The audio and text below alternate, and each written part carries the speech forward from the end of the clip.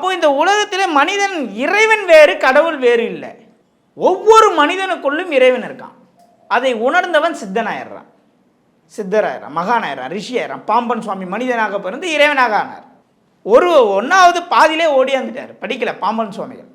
அவர் பாம்பன் என்ற ஊரிலே பிறந்தனால் பாம்பன். அவர் பேர் அப்பாவு.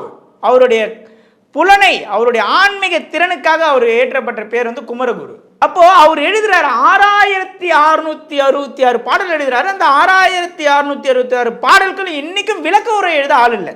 நீ எவ்வளோ பிஹெச்டி படிச்சிருக்கலாம், எவ்வளோ சயின்டிஸ்டாக இருக்கலாம், நாசாவில் விஞ்ஞானியாக கூட இருக்கலாம்.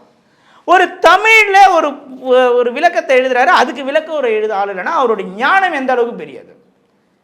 அப்போது இறையை அவர் உணர்ந்திருக்கிறார். இறை தேடுவதோடு இறையையும் தேடுன்னு சொல்கிறார்.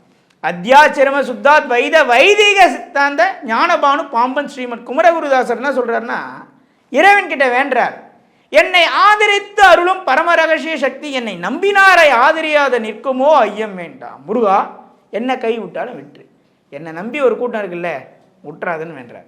இப்போது புதிய அறிமுகம் ஆச்சி ஹோட்டல் சாம்பார் மற்றும் ஆச்சி இடிச்ச சாம்பார் 50 கிராம் ரூபாய் 20 மட்டுமே.